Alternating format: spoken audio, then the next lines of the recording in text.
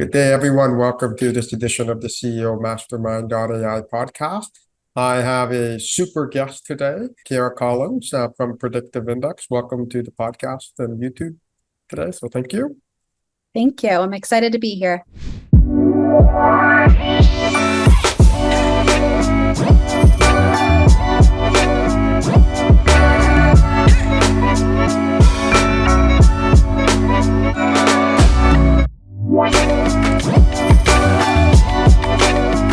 Yes. So I've known Kiara for quite some time now, well over a couple of years. CEOMasterMindAi is a certified partner with Predictive Index. Went through 3-4 days of training, and the amount of content and science behind it is really quite incredible.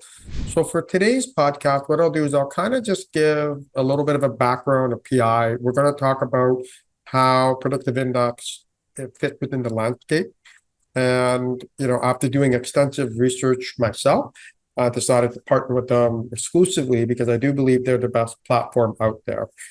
As you know, we always talk about on the CEO Mastermind, the importance of strategy, structure, and people. That is the pillar of everything we talk about. Those are the 3 reasons why businesses fail. Those are the 3 reasons why businesses also grow and scale beyond their wildest imaginations. It's what drives Fortune 500, and it's what drives the most successful mom and pop shops. They have the right strategy, they have the right structure, and as always, none of those 2 don't matter unless the last mile, if you will, which is all about people. So I'll talk a little bit about PI and really what it's all about, and then, like I said, we'll dive in. So at the end of the day, it always comes down to people. So we all agree that today's a fast business environment. Things have changed faster. So actually, PI was born in the 1950s. So this isn't something that's new. It's not the latest Instagram fad or TikTok shop thing that we're trying to peddle. It really is based on science. And it has been a transformative tool to define the landscape of talent optimization and team building. And I really do feel every organization on planet Earth should have this. It really is the hidden secret. And too many people are unhappy in their work environment, and it doesn't have to be that way. So imagine you have the right strategy, you set them up in the right roles, and you do that based on how they're wired, based on the culture and team that you want. It just seems to me how it makes so much sense and how so many leaders, unfortunately, don't know about this.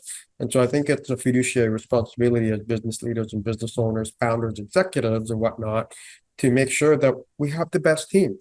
And for those of you who have watched, the movie Moneyball, you can actually Moneyball a perfect dream team. And Kiara and I will dive into that shortly. In a moment, we'll walk through an example and we'll just have a conversation. But I think buckle up. We're going to go through 30-35 minutes. Like, I've been through days of training. Kiara's an expert. Of course, we can't cover it all. But if you take one thing away, if your people are important to your business, then you need to get PI.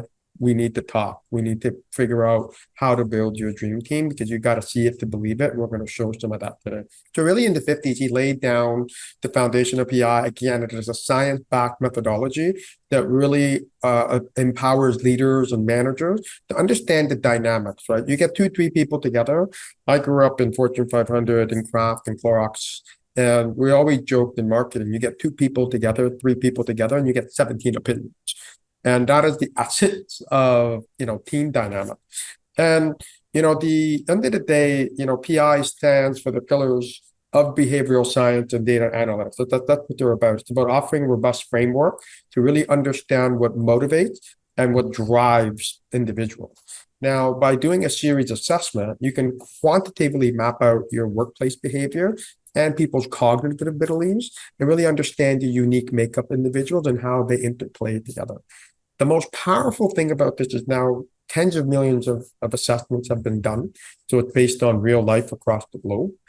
And it doesn't take, 3-hour, workshop, battering people. It's literally an assessment, initially as a design. There's 2 questions to answer, and it takes less than 10 minutes. So you do that across the team, you take up 100 minutes of company productivity, and the amount of profit that you can unlock by putting people together to work better together is unbelievable.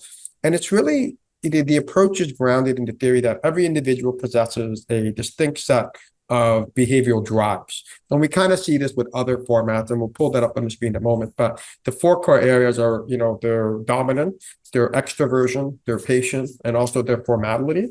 And people, how they orient themselves, that really shapes how they interact, what they think of themselves, how they think they need to show up at work.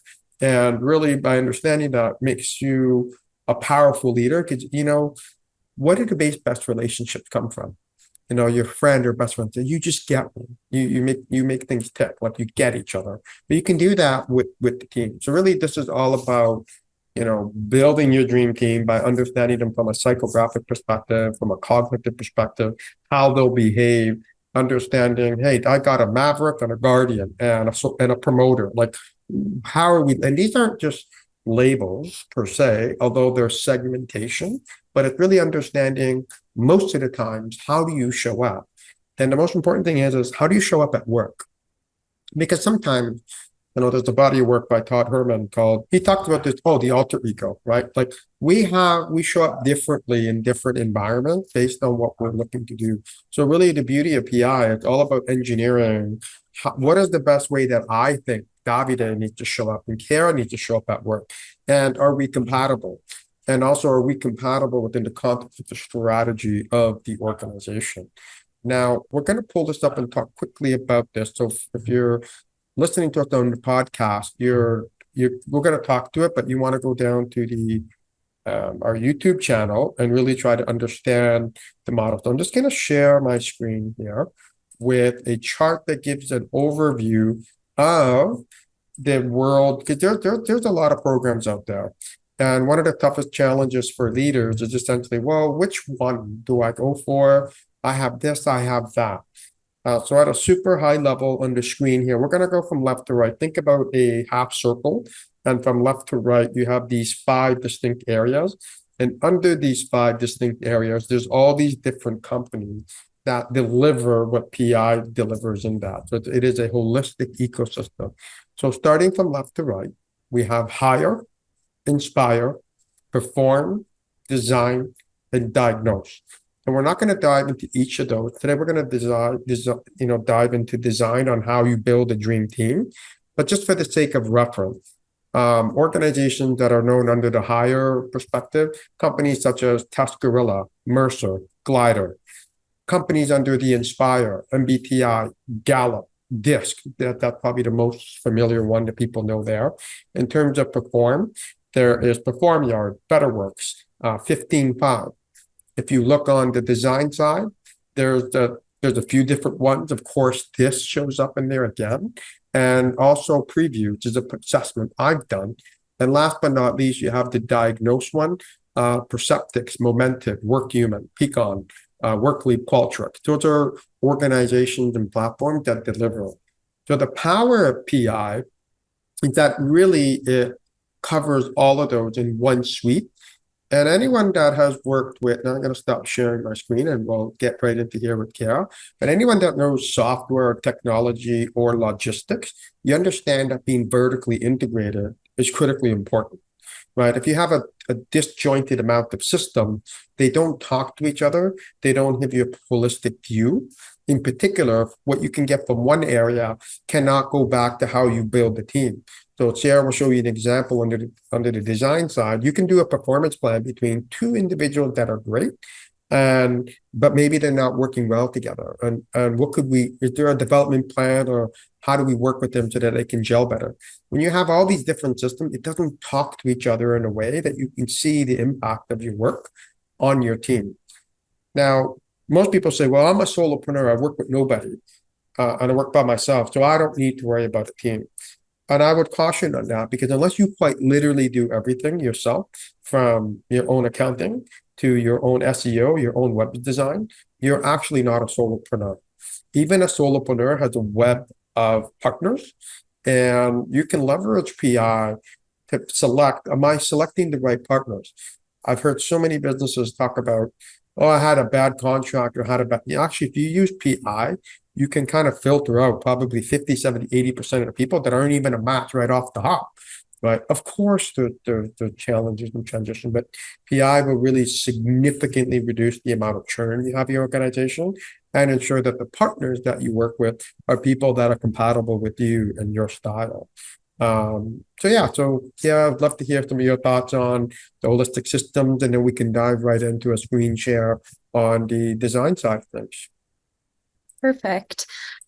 So for today, I will share my screen, but before we go in, similar to what Davide showed with the life cycle of how the different kind of players in the space, is it hire or is it design?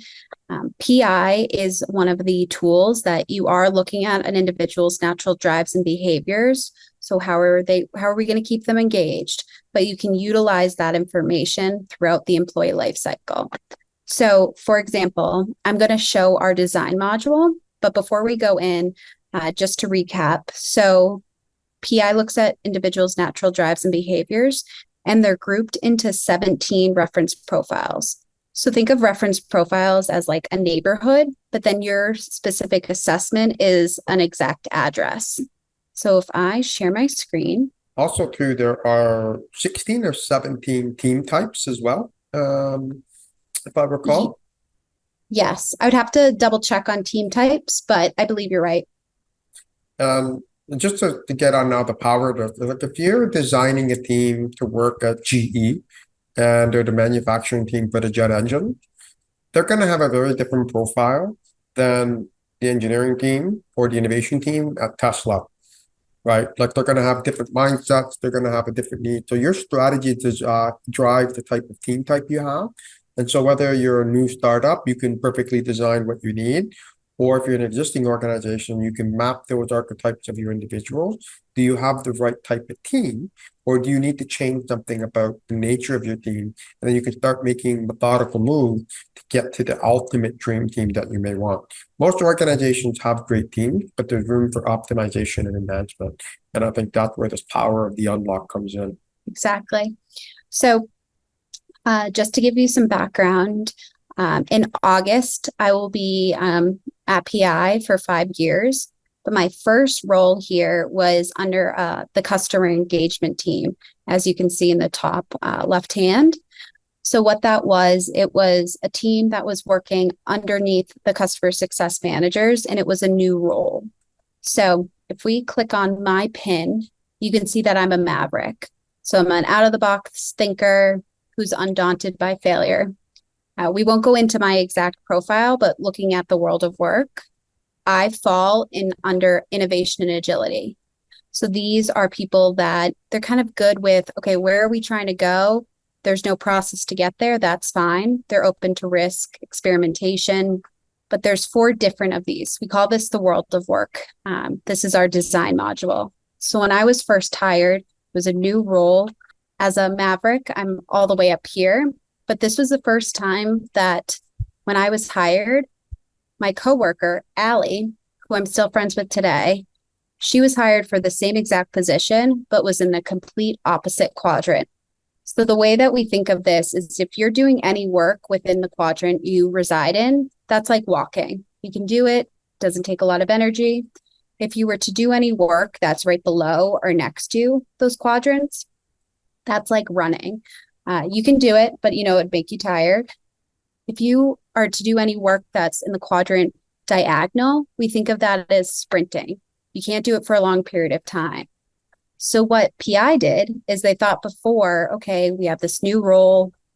Why don't we make 2 hires from 2 completely different quadrants? And it was almost like we were a dynamic duo because my superpowers weren't necessarily Allie's, and vice versa. So Allie was really great at communicating information, build structure, respects the plan, which I, as Maverick, don't respect plans. So here is just a perfect example of how PI, from the beginning, understood what my strengths were and positioned us to be successful. And I'll just unhide these. Tiffany was our manager. So then when we had been successful, when we started to build out the team, we added SIM. and Sim, you can see, is right in the middle. So she added some balance. So this is the world of work design module, but this is how what David was mentioning about building high performing teams. This is a way to take a bird's eye view of the team you're leading and understand, okay, what are the maybe communication differences between two individuals that may not be getting along? What could their potential superpowers be? So I won't go full into detail, but you can look at the leader, the team they're leading, and then the work to be done. So I'll just Kiara, click quick it. question for you. If you can go back Yeah. to the work styles for a moment, because you make a really good point. There's a circle and it's in quadrant. Can you just quickly touch on the four aspects of world of work? Because I was alluding to that with the engineering team.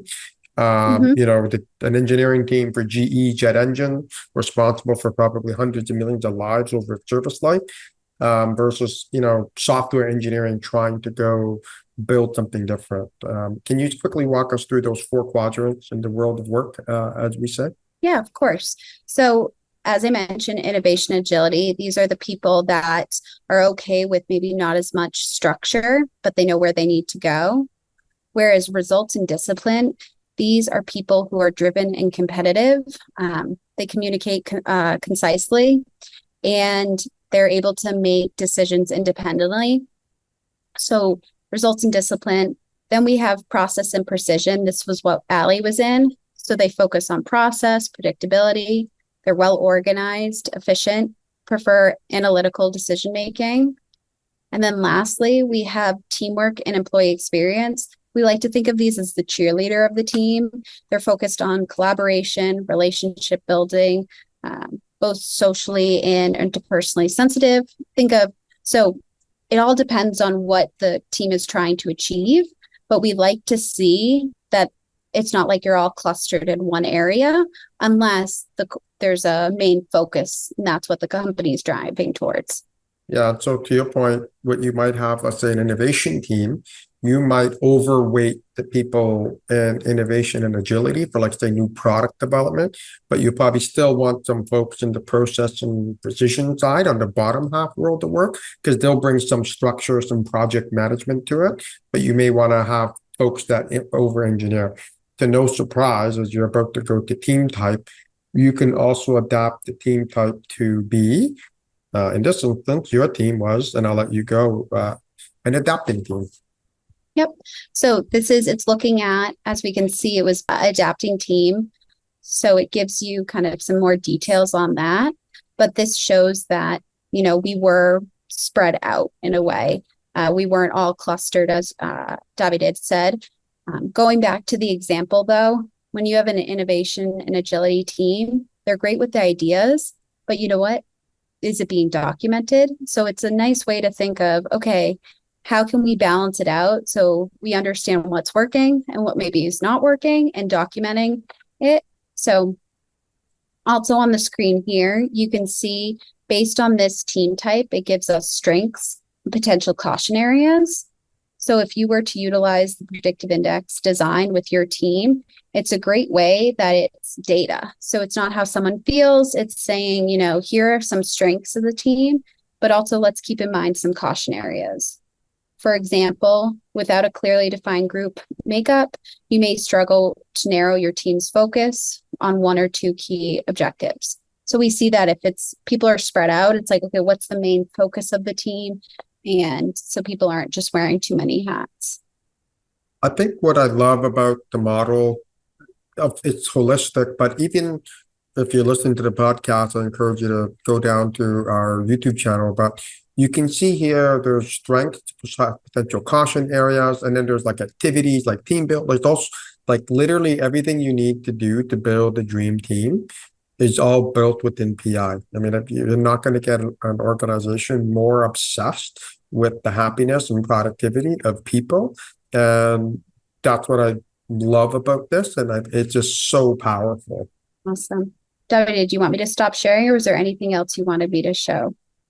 Would be cool to kind of show. So let's just say, yourself and I forgot the name of the person in the AD quadrant, have a little bit of friction, right? I mean, you can build a plan on.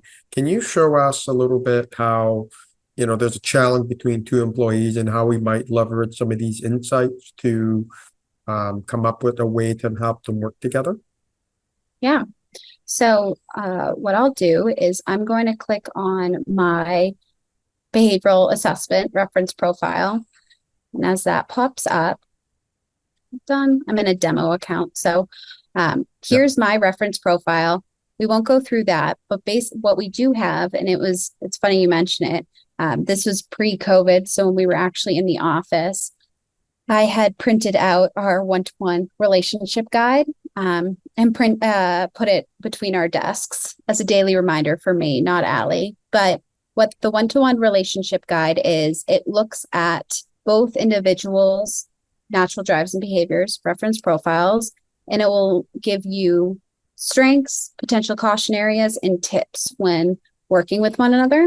So I'll pull this up. And here you can see what's nice too is I'll click on for PI Masters. So this is how you can see. These are the 4 drives that PI looks for or measures, I should say. So just from a glance, you can see how differently Allie and I are wired, but you don't necessarily need to know how to read a pattern. The software does this for you. So for relationship strengths, Kiara can help Allie by supporting their ideas and creating a unified front when communicating Allie's perspective to other stakeholders. My favorite for caution areas was Kiara may dominate the agenda and Allie's ideas or concerns may get overlooked. So what this is it's a nice way, like right when we started working, we were able to print this out and say, okay, what's accurate here? What's applicable to you specifically?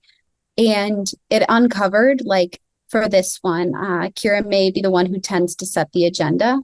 I learned when working with Allie that if you just sent over a calendar invite with no agenda, then she wants to know. She wants to be prepared for that meeting. So it's just nice to know behaviorally how people like to be communicated with. Makes sense. I think that would lead into one of my next questions. If you're thinking about this, a lot of people have high potential people in their organization. So, how do we use PI design to support the development of high potential employees? Ultimately, if you have performers, you want to be able to make sure, hey, how do I keep and nurture them? How does PI play a role into that? Can you talk about that a little bit? Yep. So great question. So when we think of PI design, the world of work that we saw, the 4 quadrants, we say, if you need someone to step up for a new role or a job, we say, okay, who's in the building or who's in the room, who's in the building, and who's on the street. So for who's in the room, that's saying who is, if we were looking at design, and I can, WD, would you like me to pull it up or just speak through it? You can pull it up. That'd be fine. That'd be great. Okay. So let's go back. So when we think of design and you have a task, either it's a new key initiative or an OKR, understanding the makeup of the team. So I'm going to click resume team discovery. So here, let's say I have a position that's opening up that requires some of the more kind of understanding the employee experience, making sure everyone's aligned. What you could do is, okay, who's in the room? So that's saying, is anyone in the company or in that role now, are they doing the work? So that would mean they're falling within that teamwork and employee experience. No one's there. Then you can say, okay, well, Sim. So if you're saying like Sim wants to be promoted or she wants to start taking on new challenges, you can then think, okay, well, if Sim wants to be promoted and take on new initiatives at work, Sim is pretty aligned with the work that needs to be done within the teamwork and employee experience. So without going to hire externally, you can look at a team of design and say, okay, where are some of the behaviors of these employees and who wants to be promoted, who wants to, maybe take on those new responsibilities? Let's say Sim doesn't want to, there's no one that wants to take on that role. That's when you say, okay, who's on the street? And that's when you would start looking for the hire module, which is looking at external candidates. So this is just one way to use design to understand, okay, where are people naturally plotted, let's say, and then where do they want to go? And how can we use this when determining who will be responsible for those jobs? Makes sense. You can also, one use case we have is, just at a quick perspective on using design. Like sometimes when we're looking to hire people, we might have biases that we might like people for the wrong reason because they're more like you. And sometimes you don't need someone that's also more like you. So you just tweak an example. So and a doctor, we were helping develop an office manager. There were, she was more in the upper right. She was a captain. And two people were more like captain, which would create friction with the owner of the business versus someone who is in the bottom left for an office manager position.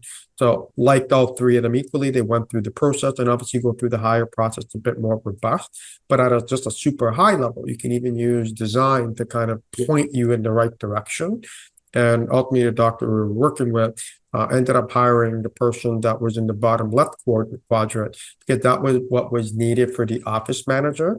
Didn't need someone like a maverick or another captain because they're going to try to drive the total ship. And if you're the owner of a business, you don't need another 7 people telling you how to run the business. You need them to contribute based on their roles and natural inclinations. And so in this particular role, it was a very defined office manager role for a clinic.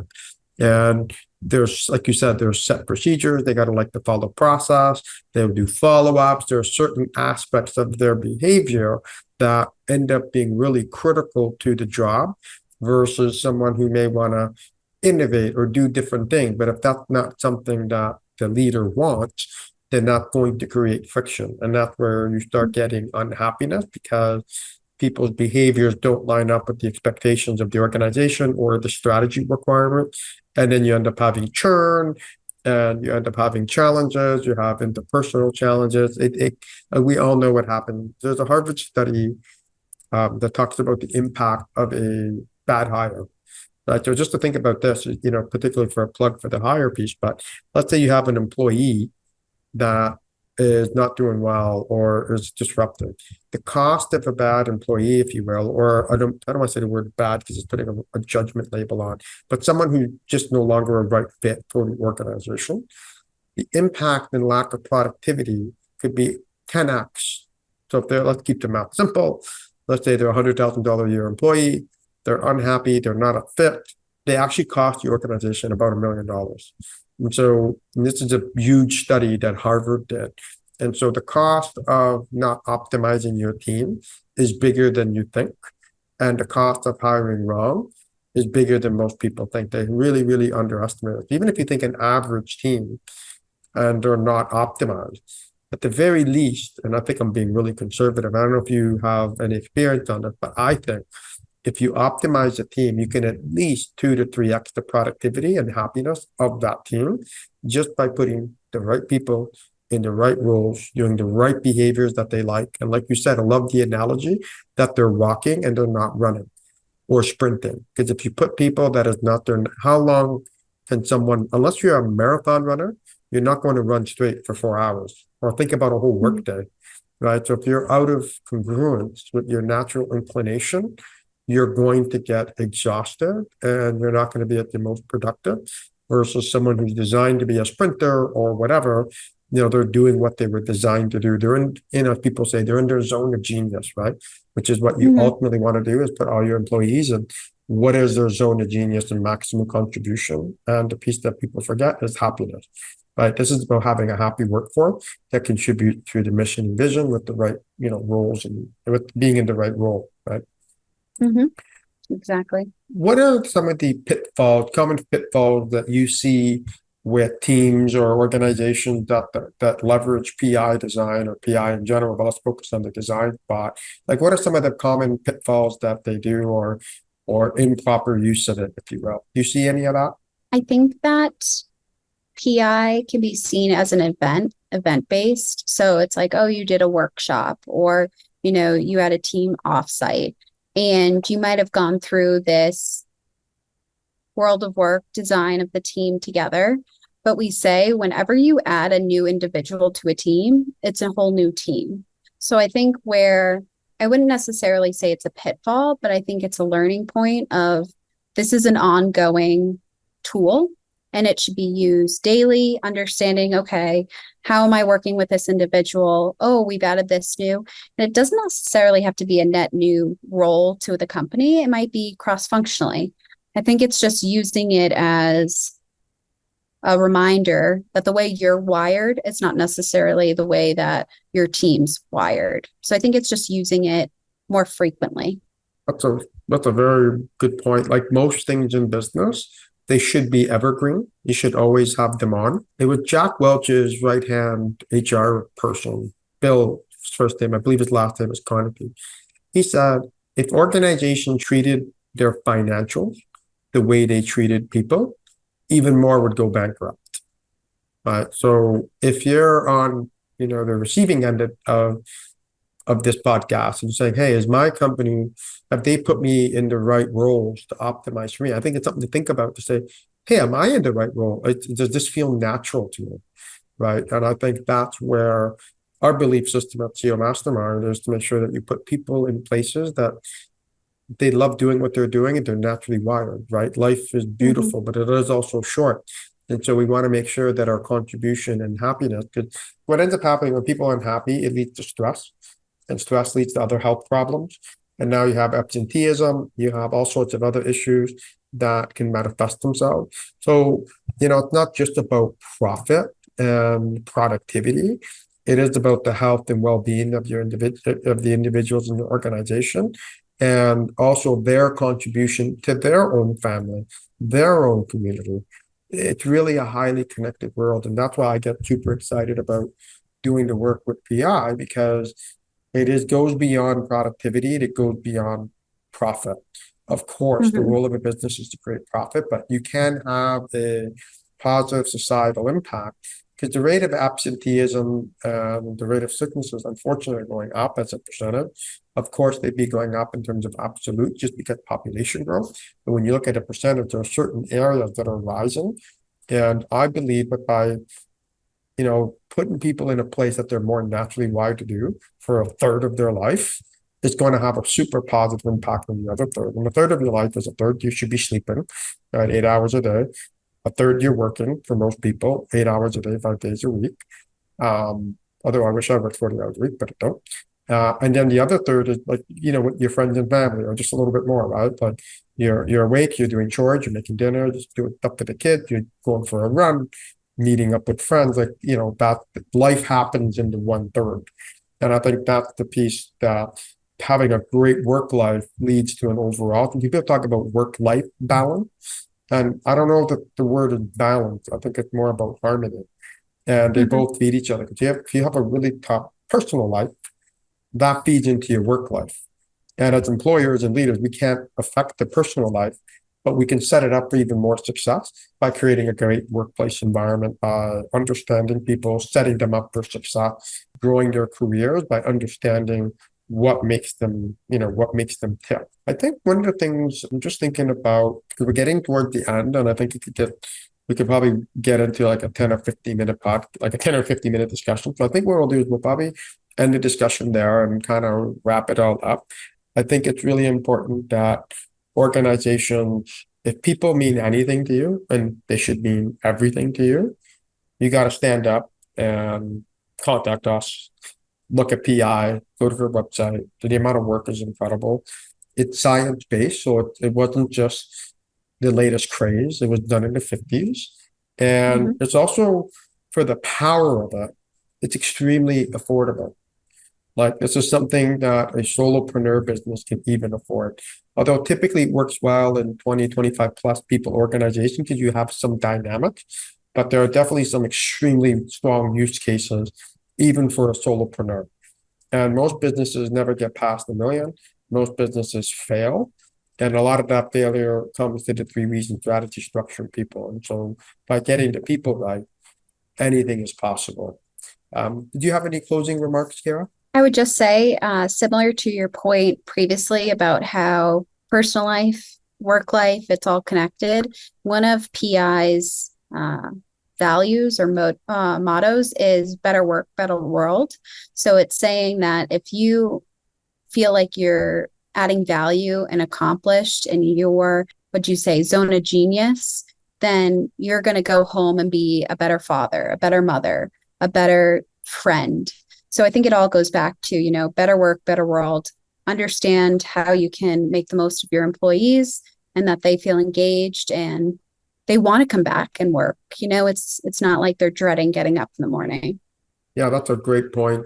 I forgot about the better work, better world. I think that is so powerful. And the beauty with PI and talking to you and working with you is you live that. You guys don't say it. It's not a value on the wall, but it's something that breathes every single moment. And also too, there's a part within it that you can kind of get at the NPS score and understanding your employees. Like I'm so tempted to geek out, but we can't have this as a 5-hour podcast. But really encourage the audience here to connect with me, have a look at the work of PI. We're here to support. And at the end of the day, we do really want to make organizations and businesses that grow and scale in any economic condition.